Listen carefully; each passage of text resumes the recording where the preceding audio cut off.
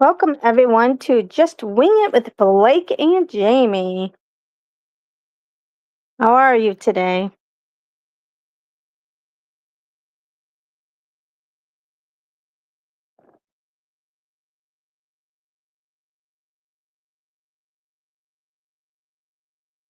Today we will be reviewing The Green Mile. Just waiting on Blake and a couple people to join.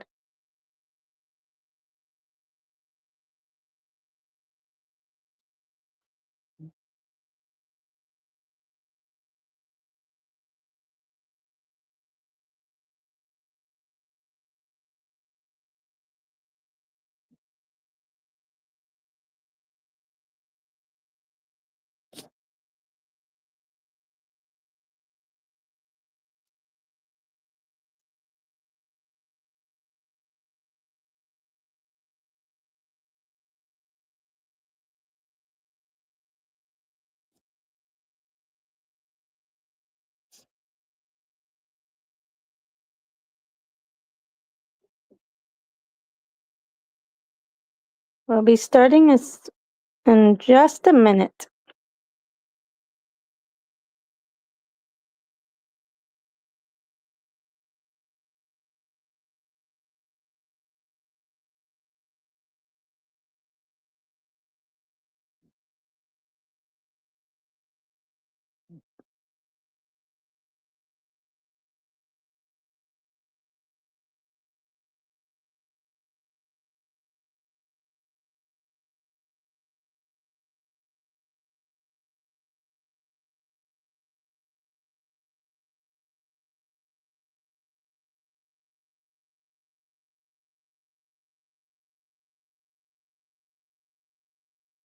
Just waiting on a few people to come in. And we'll get started.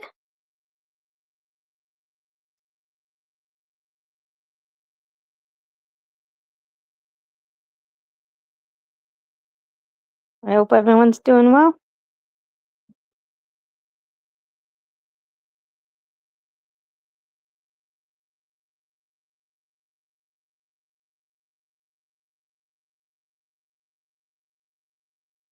Hi Ken, thanks for coming in. I appreciate you.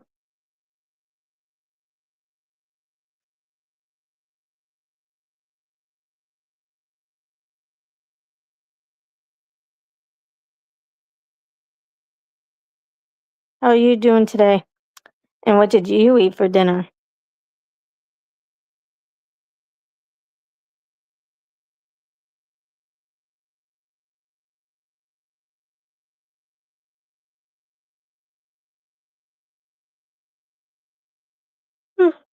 I'm so tired.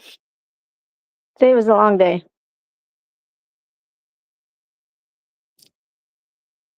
They had fish, mac and cheese, a brownie, potato salad, celery and um carrots and stuff and cheese, and then they had chicken noodle soup and that's what I had downstairs for my free dinner. That's here. Ooh, you're doing awesome. And leftovers. Oh, your leftovers are always good, so no matter what. I'm so glad I have you as a cook. Wish you were here though, so you could cook for me here on the days that I don't have the free dinners, which is every day but Wednesday.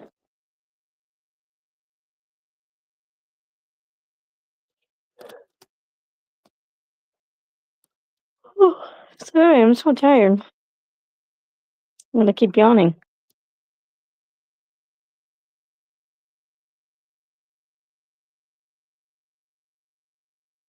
I'm probably gonna fall right to sleep after this.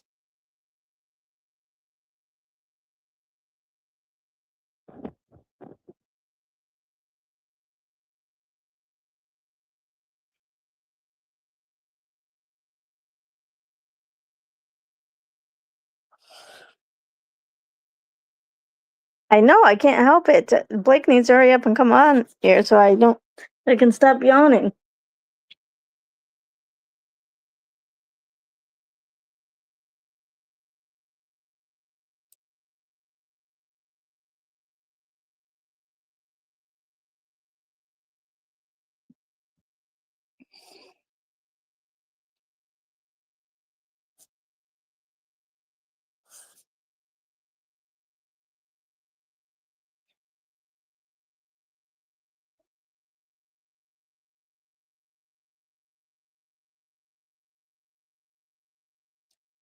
But you may be getting here sooner than we thought.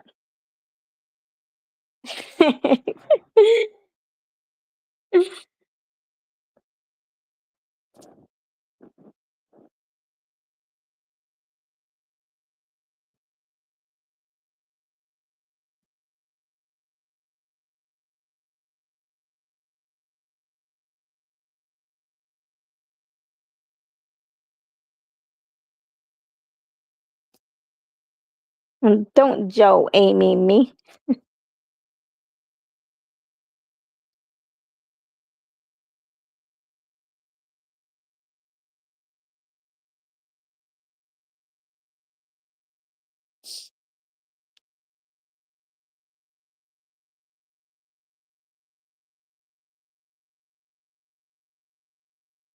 Blake's probably up.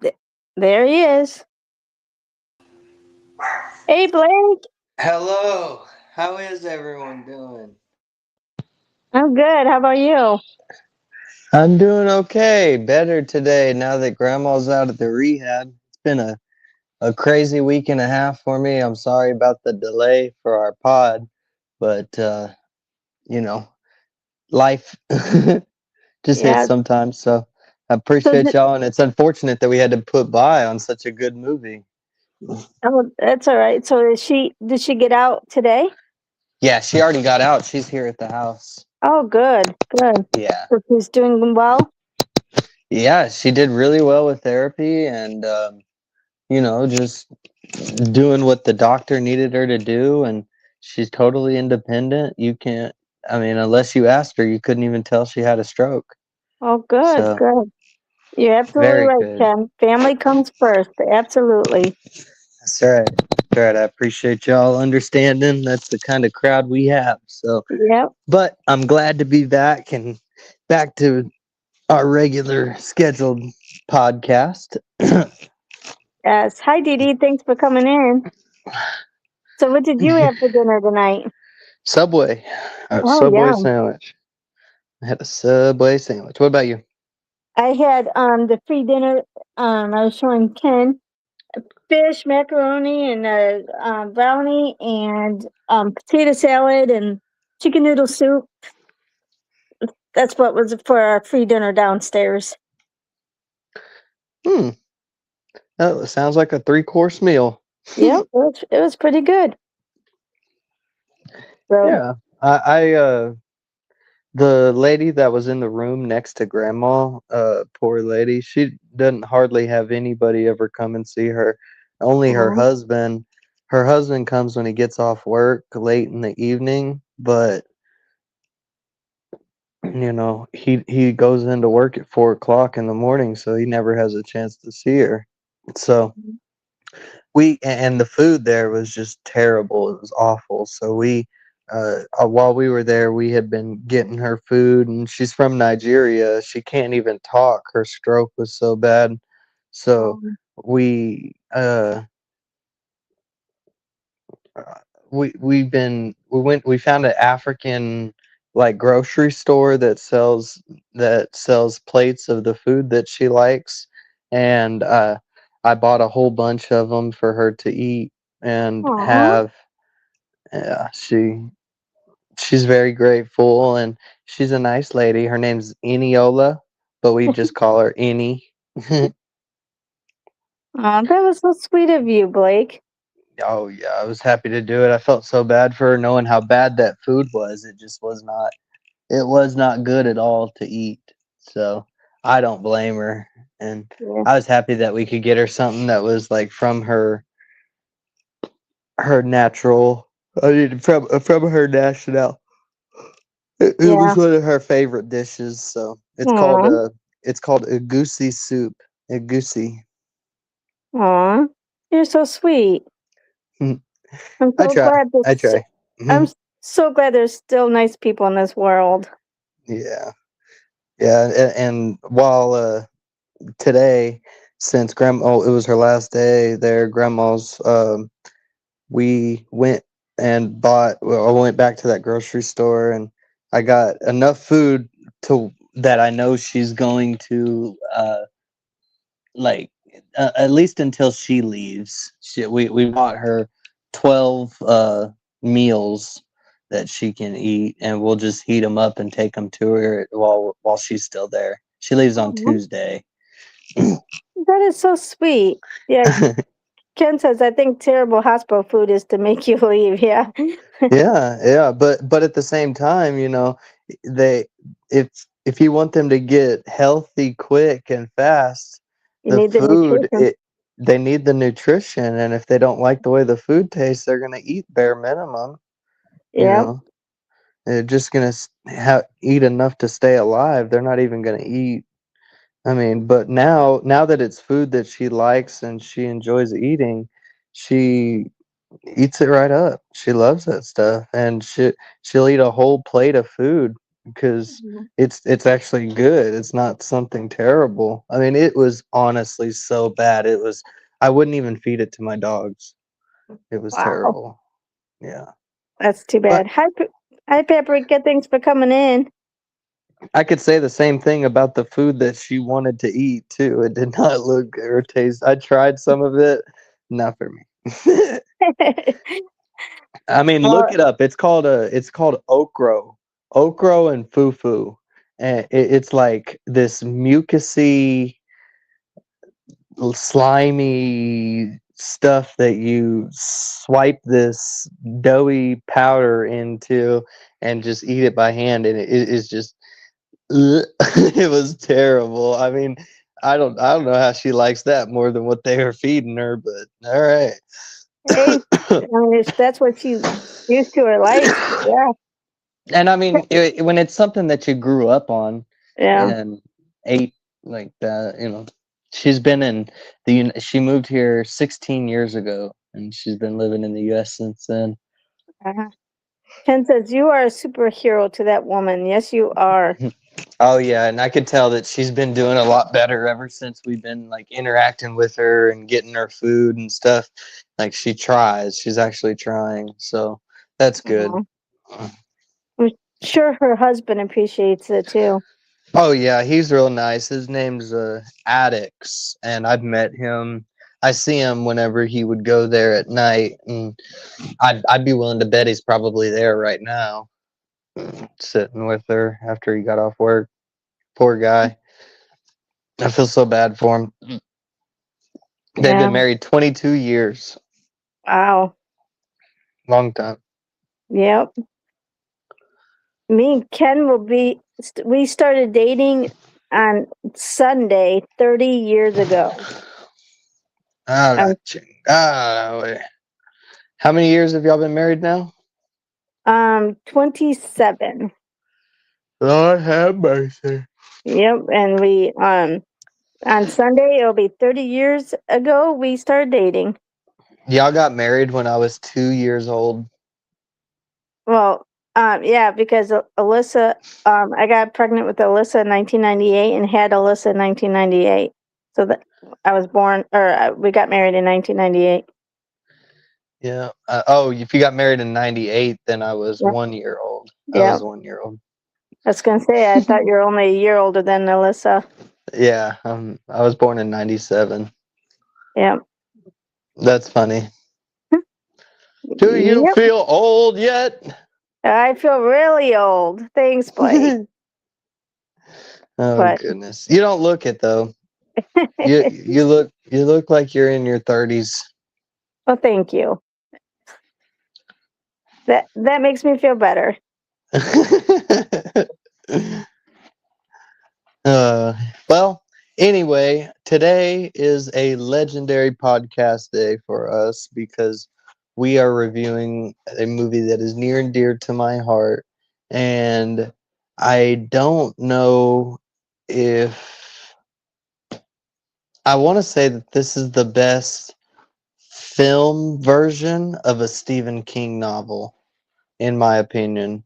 This Yeah. is, I mean, the book was phenomenal, but the movie adaptation was just as good. I felt it was a great story. They didn't deviate much from the book, and yeah, The Green Mile, great movie.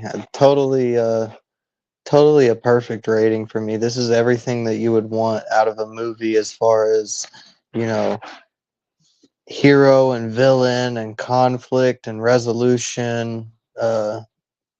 And there's anticipation, there's suspense, there's fear, there's horror, there's graphicness, there's comedy. I mean, it just hits so many points along the film industry. Love, it's a love story with him and his wife, and uh, I don't know. I just it's a pure movie. Total 4, 5 if I can. I just love this movie so much. What about you? I give it a 3.7. 3.7. uh, Hmm. be- because I don't like it was a little long for the runtime, and I didn't like the ending and the fact that he had to live for like forever because he gave him whatever before he died. And I wish because that's torture for him and he didn't deserve it. And I didn't like the fact that John Coffey died. I wish they would have realized that he was innocent and he wouldn't have died. I didn't like when the the guy um like had like burned to death because the stupid jerk didn't put the water on there. Well, I've got a couple points to everything you said. So remind me your. Did you have more?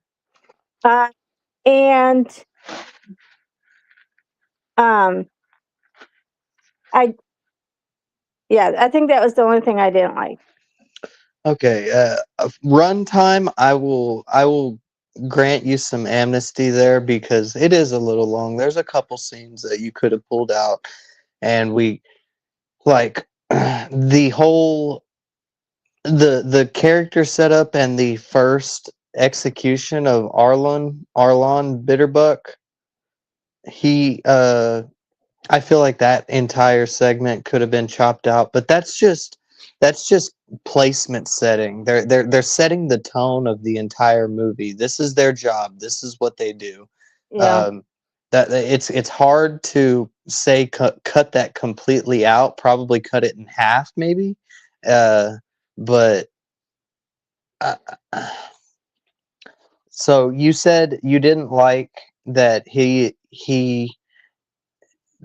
lived so long, and what did you say you thought the reason was? because remember, whenever they were in the cell, he's like, "Hold my hand." Oh I no, so but I remember I now that I got what you're saying, I get it. Yes, he did. He healed him of his bladder infection, No, and after towards the end when he says before John Coffey went to execution, he gave him his hand so he would live or he would take what he had. So he would have like the no, healing properties, and that's why he had to live so long.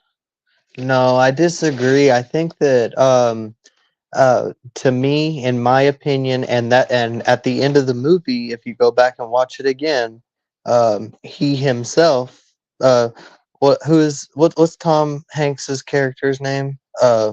Boss Edgecombe, uh, Paul. His name's Paul. That's it.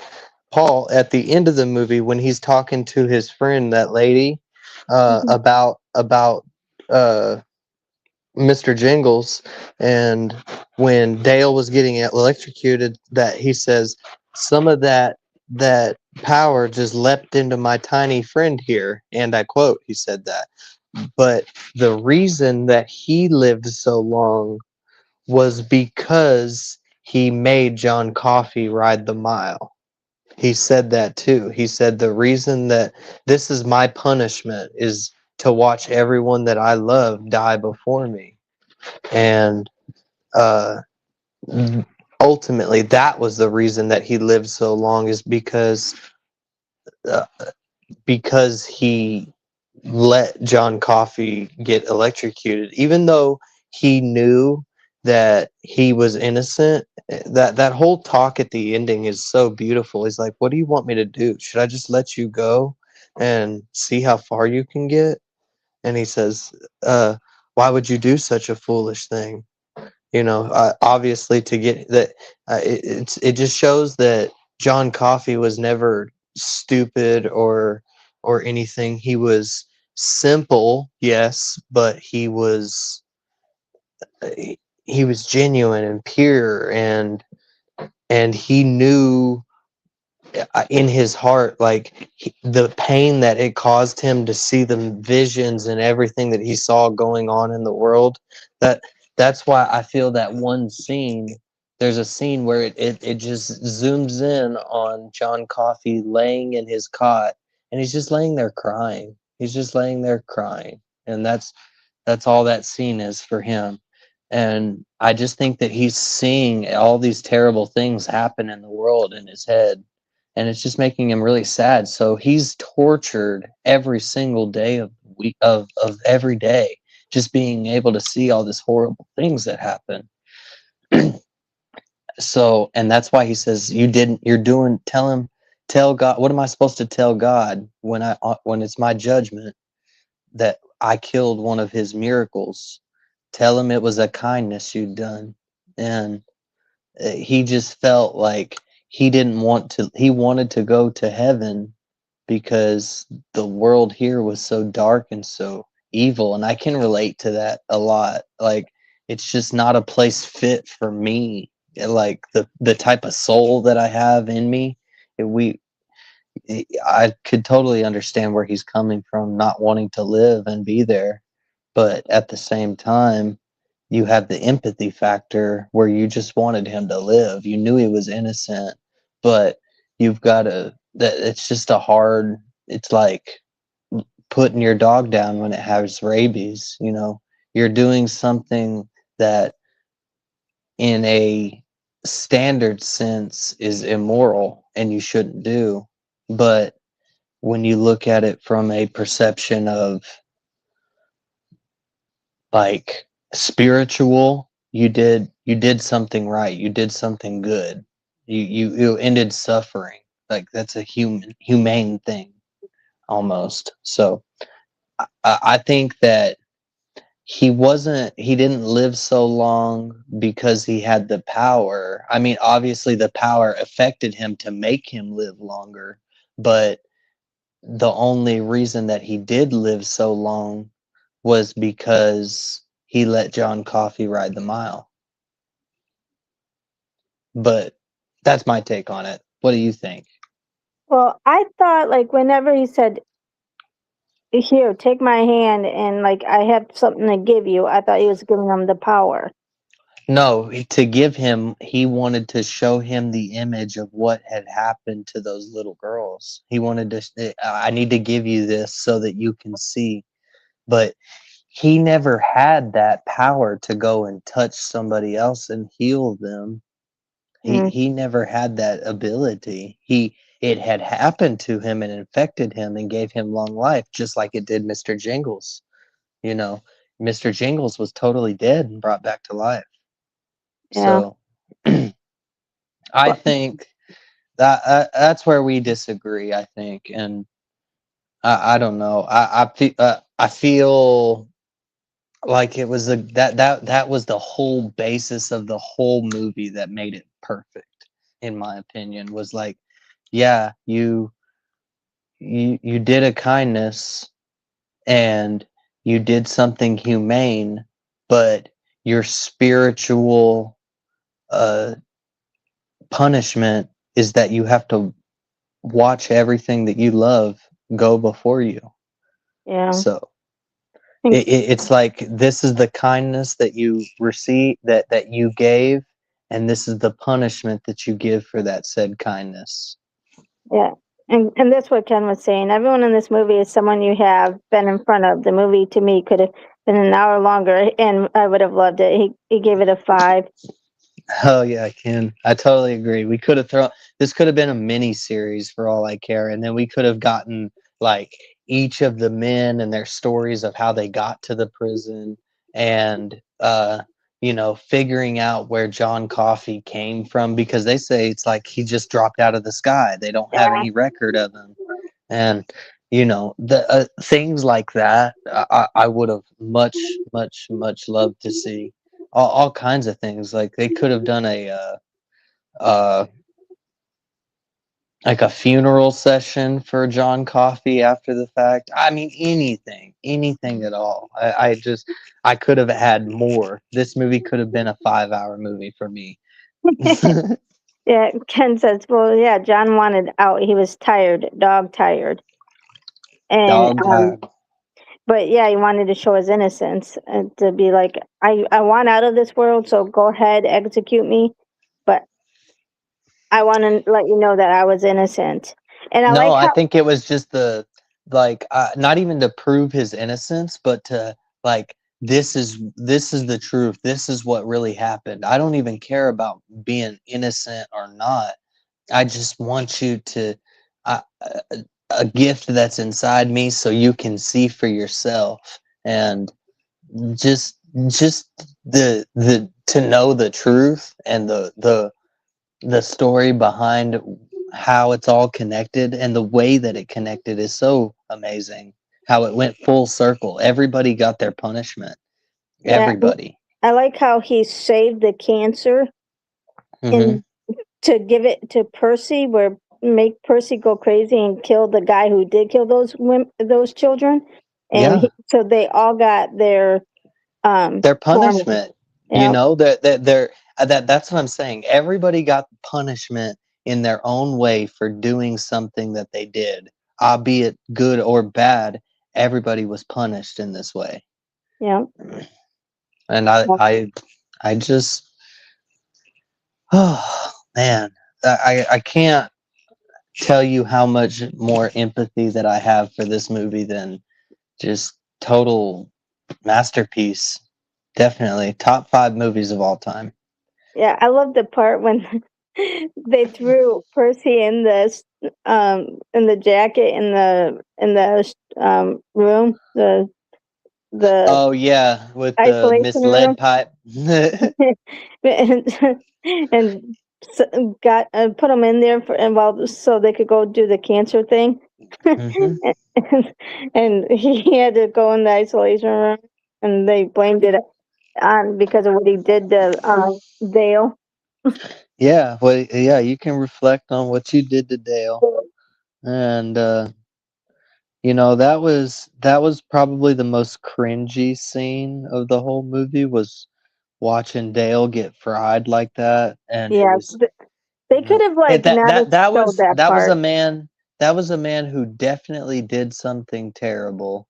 Um, I believe in the book it tells you what he did, but I can't remember for certain what it was exactly. I believe it was a murder, is Well, what it was. if you're on death row, it had to been some type of murder. It was something really, really awful. Uh, Especially in the book, they just detail it, and it's not very good. But I cannot remember for the life of me what it was. But he was a man of true remorse. You could see it in his, like, I just know that he always kept hope that he would get out, but at the same time, he was remorseful for the crime that he committed. I felt like he truly was. He would turn a different chapter if he had the opportunity to do it. Albeit it's too late, of course, and what's done is done. But it, if he had the opportunity, he would have been a good person again. Yeah, And Ken says, remember he said, and Dale said, I am sorry for what I do. Yeah. yeah, So I'm he sorry would for be, what I do. yeah, he was remorseful. Ken says, I'm going to say this is the one of the top movies ever produced. Yes. Oh, I hands agree. down. The screenwriting, the screenplay, the directing, the camera angles, the lighting, it gave you a dark-esque feeling whenever you were in the mile. And uh, how do I put this? It was almost religious. Like it was like when you look at the Sistine Chapel and you look at the roof, and it just puts you in awe, and then you can sit and reflect on this movie in the same way just through your head and just be in awe of the story. And it, it it's a good movie for I mean, I honestly like, on paper it's not a good movie for kids, right?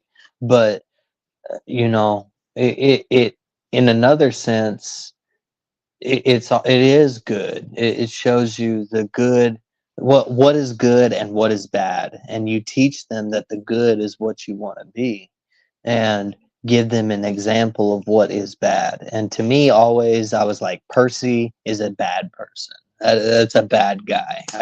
You don't keep your word. Like ultimately, he said that he was going to go take that job at Briar Ridge at the mental hospital if he could just get the execution, and he never left. He stayed after he did. Remember, he said, "You make a promise to a man, you shake his hand." And he said, "I put you out front for Dale. You'll go." And he never left. He didn't keep his word. So that was a big one for me. Don't kill little mouses because they're little innocents. And I've always had a problem with killing mice ever since then. I just Really? I don't like doing it. I hate. Like my wife gets those sticky traps, and she tells me to go kill them, and I don't really be killing them. I put like canola oil, the canola oil on it for the pans, and get them unstuck, and I let them like run off as best I can. I just feel so bad. Like, I don't know. I just think of little Mr. Jingles every single time I see a little mouse. And I'm like, poor So funny. guy. Yeah, Ken says even evil people tug at your heartstrings in this movie. Yeah. Yes. And we Mhm. all know these characters. Yep. Yep. I mean, because in the movie, you see them as the remorseful and the good side of them. They don't tell you what Dale did or whatever to make them hate you or make them hate them as a character. And I think that was probably a director choice to not let you get so tied into what they did wrong, but to give you an opportunity to feel like you you can still like this person. Does that make sense? Yeah, yeah, because they want you to like Dale because you want him to be mad at Percy for what he did during the Mhm. execution, and Right. um, but they make you want to hate the guy who actually did kill the kids, even though you don't know that he did till later, just because he was psycho and he like spit out that chocolate or The killed moon Mr. pie. It was Jangles. a moon Oh, the pie. moon pie. That's right. And Yeah. then like killed Mr. Jangles, and then he. Oh no, that was Percy. But the crazy guy kept doing like You talking about the Billy the character. Kid? Yeah, they make you. He makes you um that character makes the audience hate that character, but even though he killed people, but we don't know what he did until later.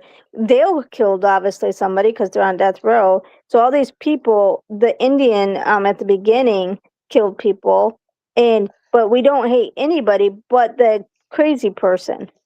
Yeah, and you know what's funny? Now that you mention that, I am just realizing this for the first time. Yes, they read out the police report for what happened with John Coffey, but the only one that they tell you what they did before they even get to the prison is Billy the Kid.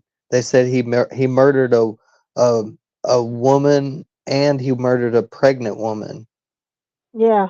Yeah. Yeah, so it was like a sodomy and murder type of thing.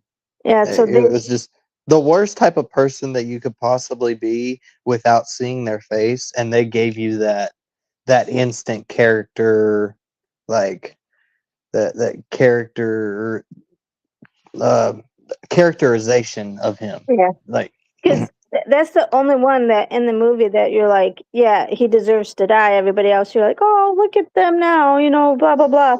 But they all are there for murder. But so, wouldn't you be happy that all murderers are dead? But they make you hate that guy, but love everybody else. okay, I have a moral question, like where you stand morally. Do you feel like a woman or man, is entitled to kill their abuser, even if it's not immediate danger? Like, let's say there's a woman who has been beaten and abused for a long time by this person, and while he's sleeping, she shoots and kills him. Do you find that moral or immoral? Well, it's kind of self defense, maybe not in that moment, but it there's so many domestic violences that have been resulted finally in death because of the um One uh, in three murders involves a family member. exactly. So in my opinion, it's kind of still self-defense. Obviously it's against the law, and we can't, like, unless it's an actual self-defense, it's still murder. So you But would describe it as an imperfect self-defense. yeah, probably. But do you think it warrants a death sentence to her? I don't think so, but unfortunately the law is the law. Yeah. I would have to agree with you. I think that, you know, with documentation and proof over a long time, I mean, in the first place, let me just say this, ladies, you know, no matter what you have tied to you to this other person, get away. Just get away. When the first sign of adversity comes, you've only built a stepping stone for it to get worse. So, just leave. The first time that somebody puts their hands on you it should be the last time. So Yeah. that's my advice to y'all. Just leave. Cut those social ties, take a deep breath, and it will be okay. But that would be my advice first off. But if they end up deciding to stay for whatever reason, I think that they most definitely have the right to kill their abuser, and with proof of it, I would deem it legal. This is you have no fighting chance when this man is conscious, right? It's no chance. But if he's asleep and this is the only opportunity that you have to do something about it, then I think you have that right to do something about it. Yeah. A coworker of mine a long time ago when I was in nursing, her daughter actually got murdered by her abuser, and she was Mm. like 19, 18, like really young, and he killed her in a domestic violence. It's just terrible. It's so awful how that happens, and it happens way too often, more than it should. Yeah. But I'm on the side of the abused most of the time, because Oh yeah. Oh yeah. I just but the law is hardly ever. Yeah.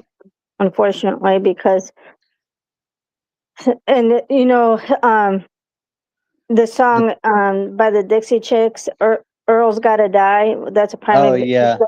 That's like that's pretty much reality. It's like, okay, I got a restraining order, but he walked right through the restraining order and put her in ICU.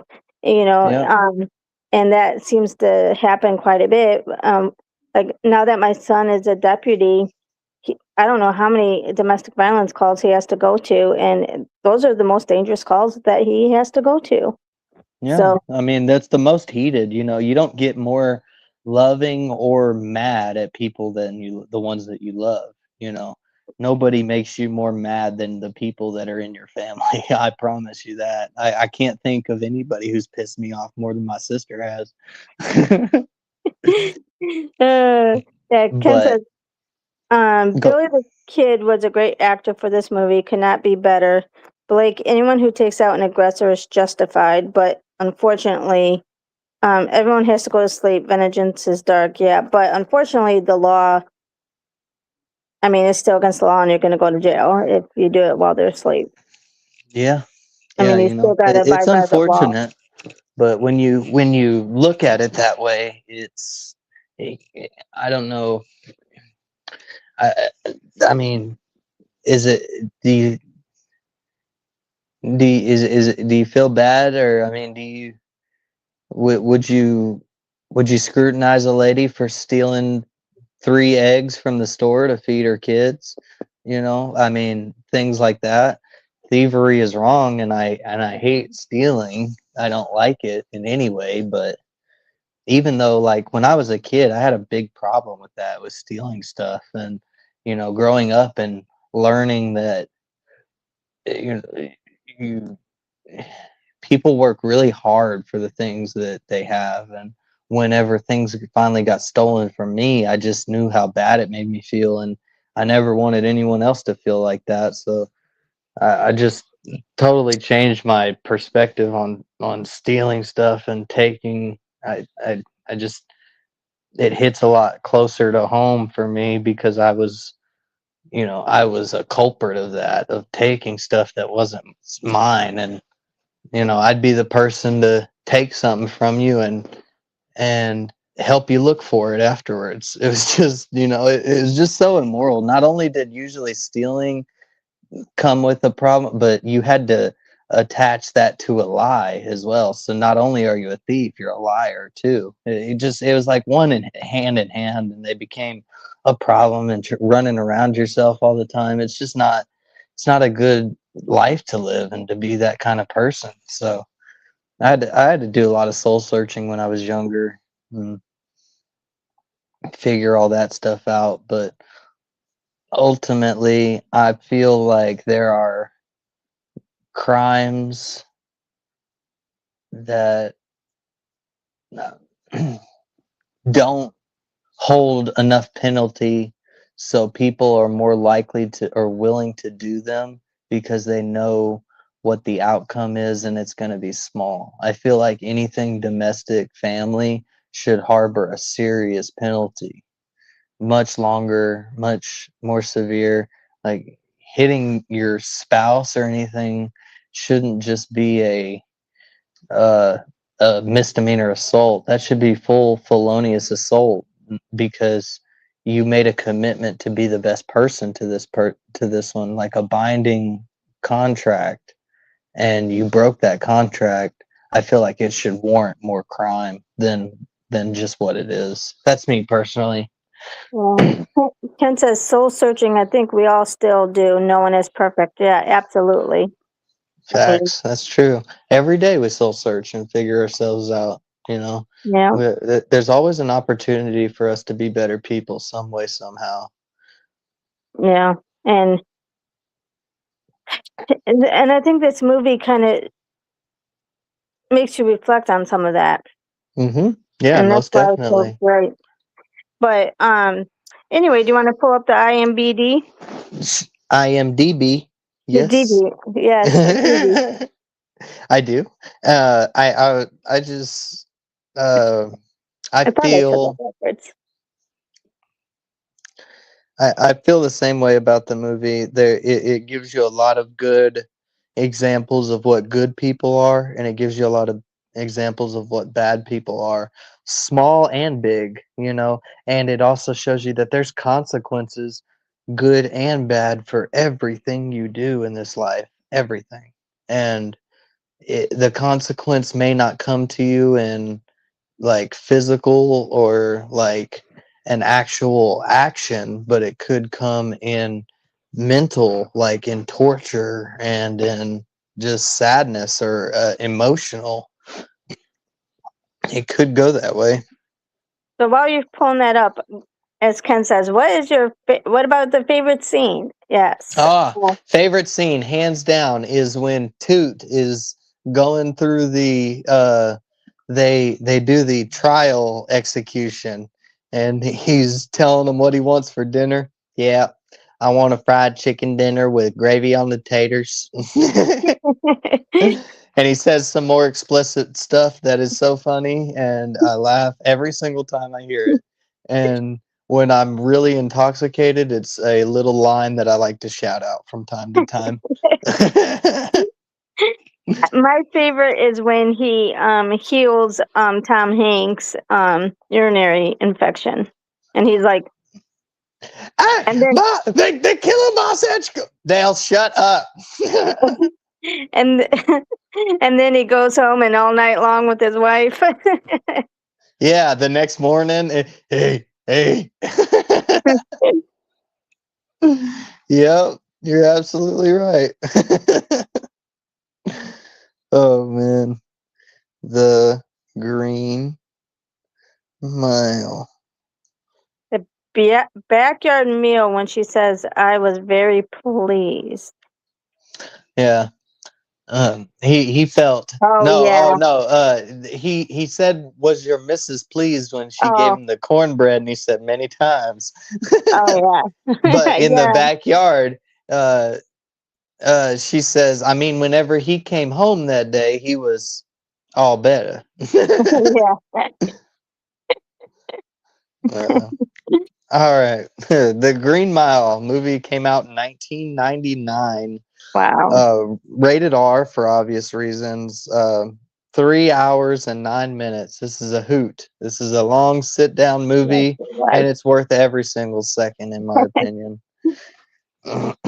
This is the only, it's a very short one liner description for this movie this time. A death row guard learns that a gentle giant in his charge possesses a mysterious gift. That's all it says. The Wow. IMDb gives it an 8.6 out of 10. I feel like that's the highest that I've seen IMDb so far. Maybe Yeah. Shawshank Redemption, that one was probably up there like that too, but yeah. Directed by Frank Darabont, the same guy who helped Stephen King write the book, so he was the director of it as well. I think they always all along knew that this was also going to be a movie that they were going to make. Yeah. Starring Tom Hanks, Michael Clark Duncan, David Morse, sorry. Nominated for 4 Oscars. Top rated movie number 25. So in the top rated list of all time for IMDb, this one is number 25. And I feel like that's low, but you know, tomato. There's a lot of these superhero movies that are getting a lot of love, and I just don't feel like that's fair. I don't feel like superhero movies are cinema, in my opinion. I just feel like they are.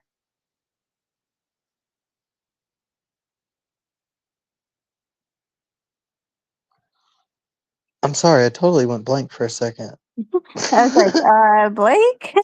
Oh my goodness. I was thinking about medicine that I forgot to go and pick up from the pharmacy. Uh, I know, I'm so I've done sorry, that. guys. What was I? The top 25 movie? In my opinion, this movie should be top 10. But superhero movies get way too much clout, in my opinion. 15 wins and 37 nominations total, all across all nominational boards. Uh, let's hit. Based on the Stephen King's 1996 novel of the same name. This is during the Great Depression. Supernatural events. Uh, enigmatic inmate. Yeah, rest in peace to Michael Clark Duncan. He was in a lot of movies Yes. and he did a lot of stuff. He was also in one of my favorite movies that he threw himself in as a little extra.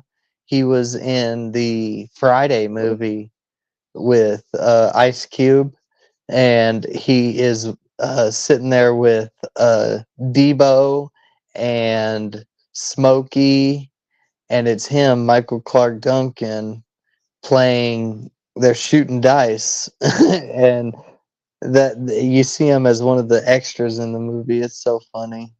Uh, he was in that. He's been in a couple of other things as extras and just like a funny little. But this is his first, I think, and real big role that got him some notoriety. And now this is what he's known for. uh, According to one of the featurettes on the DVD, Stephen King called this film the single most faithful adaptation of his work. So, yes, that's why I said it hums along real nice with the book. It does exactly what the book does to a very, very close T. So, I could agree with that.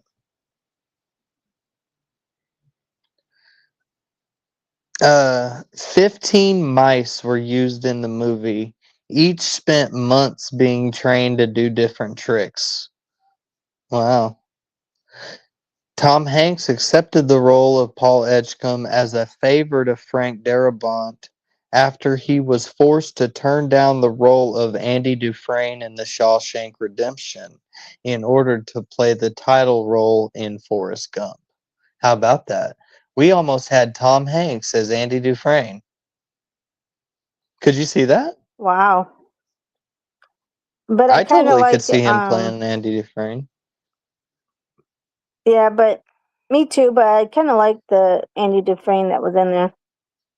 Oh yeah, he did good too. He did good too. But imagine if it was Tom Hanks, Morgan Freeman. I mean that's a duet right there. Did they make any movies together? Tom Hanks and Morgan Freeman? I don't They think had so. to. There I don't had to have been know. somewhere because I mean they're both very popular and made a gazillion movies. Chat, help us out. What look it up. See if any movies Tom Hanks starred in with Morgan Freeman. Morgan Freeman and Tom Hanks movies they've been in together. Help us out, chat, because I don't think there are any. Could be wrong though. Tom Hanks wasn't pretending to wipe his jacket. The mouse really defecated on him in the scene. That's funny. Th- that is funny. Many times the actors are looking at a laser pointing at the floor and not a mouse. How about that? Come on. Tom Hanks treated the entire crew to a meal every Friday night on set. How about that? Sweet guy. Wow. John Coffey's bed was built shorter in order to make Michael Clark Duncan look like a giant. Frank Darabont called this the most satisfying movie of his career. Couldn't agree more. The reason Stephen King serialized The Green Mile was a deliberate response to fans who flipped to the end of his books, something his mother used to do. Publishing it in installments meant that fans would have to wait for the last installment to find out the ending. King wrote each one with its own miniature climax, but even he admitted he did not have a clue how the story would end. Wow. I guess maybe that's your feeling of, trying to figure out what I could see the ending as feeling a little bit rushed compared to the rest of the movie, because it was, I mean, it was hard for them to figure out how to make this movie end. Yeah. And I feel like just ending it with him walking away with Mr. Jingles was, could you pick anything better? He just finds Mr. Jingles, and then from there he was with him for the rest of his life. Ken says cannot confirm both on one movie, so it doesn't look like they have. Could you imagine if it was Morgan Freeman and Tom Hanks? They Uh-huh. would have killed it. They would have done really good. I feel like they would have had some chemistry. That's I a think they great. need before Morgan Freeman dies because he's getting old. He's probably what He's in his 80s? 90s. He's Oh, in his 90s? 90s. Yeah, he's up there. I mean, we're talking. He was in movies back in the early 80s. Driving Miss Daisy. That was an Yeah. 80s movie. Remember that? That Yeah. was a long time ago. So yeah, they need to make one with both of those before. Yeah, hell yeah. I couldn't agree more. We're running out of time here, so I'm going to keep going a little bit. There are no opening credits after the title has been shown. Following the opening scene for Place of Film, although it is now a commonplace for films to not have opening credits, in 1999 it was somewhat rather unusual, and it was considered for a trademark of director Frank Darabont. That's pretty cool. I did not know that. Yeah, I didn't know that either. Let's go down here. Release date December 10th, 1999. Uh, Obviously from the United States. Filming locations: Tennessee State Penitentiary, Nashville, and the Cold Mountain Penitentiary exterior. That's pretty cool. Yeah. The budget for this movie, $60 million. Opening weekend, it made $18 million. That was by the next 2 days on December 12th. Gross US and Canada, get this one, $136 million. So it doubles its money just in the US, and then worldwide $286 million. This is just a phenomenal turnaround for what they budgeted. And I mean, tell me a better movie with that much soul in it. I can't. Not Yeah. even Pulp Fiction. Yeah. Pulp Fiction's a fiction. I mean, it's not that. I just feel like there wasn't that, but that one kind of, I guess they're kind of in lockstep a little bit in a way. They kind of are, in my opinion. But why does it feel like so? Pulp Fiction and Forrest Gump came out the same year. Doesn't it feel like they are like that? Pulp Fiction is like 10 years older than that. I don't know Yeah. why, but I have that feeling of like Pulp Fiction as being a much older film, and maybe Quentin Tarantino did that on purpose, but we can't get rid of it yet. We got to keep it on the back burner. We're not going to Yep. start Pulp Fiction yet. But maybe for my birthday Well, this year we'll do it. we we gotta choose our movie, but since it's Valentine's Day, I think there's a movie called Valentine's Day with and it's a comedy, and I think it's got Queen Latifah and stuff in it. I think there's. Can you Google that, Ken? I think there's a movie called Valentine's Day. The only one that I know of Valentine's Day is uh it's a horror movie. Or that might be called My Bloody Valentine. I think that's what No, that's called. there's something. It's called something with Valentine's Day, and it's got, I believe, Queen Latifah and a couple other, and it's a comedy. It's a comedy I'm not love, familiar. like. Can't Google it. I'm not familiar with that one. We're gonna run out of seasonal movies at some point. I know, right? We already did all the Groundhog Next year, well, movies. just like this year, we had nothing for Groundhog's Day because we already did Groundhog's Day. And there's really nothing more for Groundhog's Day. We got 5 million Christmas movies. Well, and Did we we have do a Home Alone this year? million. We did Home Alone, right? No, last year we did that, Last year but we did didn't do Home the Alone. second one. Yeah, Oh, but the we second one's haven't good done the too. second one or the third one. Yeah, Or the the third one fourth. wasn't that good. Who knows? I hadn't even seen the fourth. Yeah, I the felt like fourth the is third one was with an a different. abomination.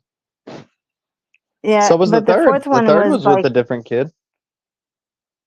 no, I thought the third Yeah. and fourth or the Macaulay Culkin was only in 1 and 2, and then the third one they went to a different kid. I don't know about the fourth. I've never seen it.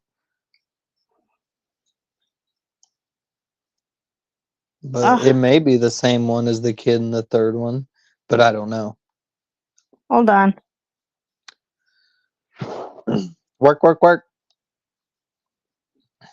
So Ken, what movie is it called? Is it Valentine's Day? It might be. He said it's Valentine's Day. Yes. Oh, it is. It's Valentine's Day. Well, I mean, if that's what you'd like, let's get it. Let's do that one. Okay, we'll do Valentine's Day. And he said, I think I was wrong on the cast, but anyway, I think it's a comedy. So we'll do Valentine's Day for Valentine's Day, and that's this weekend. So everyone have a great Valentine's Day weekend. Any last words, Blake?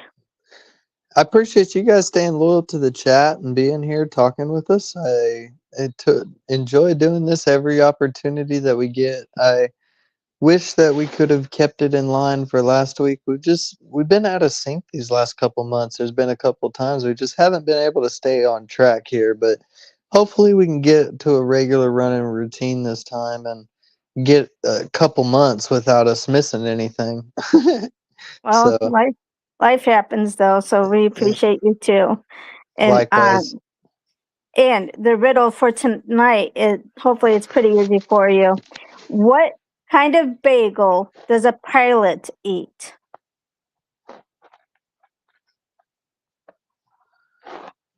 Bagel? And what kind of bagel does a pilot eat? I don't know this one. Pilot. I feel like it's got something with flight in it or something. I don't know. You're gonna have to give me that one. I don't know it. Plane.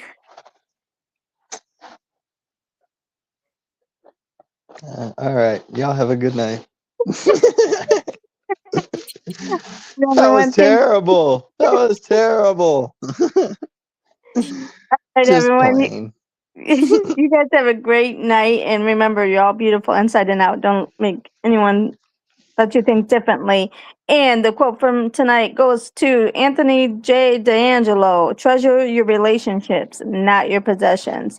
Great quote. Amen. And thank you, everyone, and you guys have a great night. Bye. And hashtag Dr. Pepper. You got it. We'll see y'all later.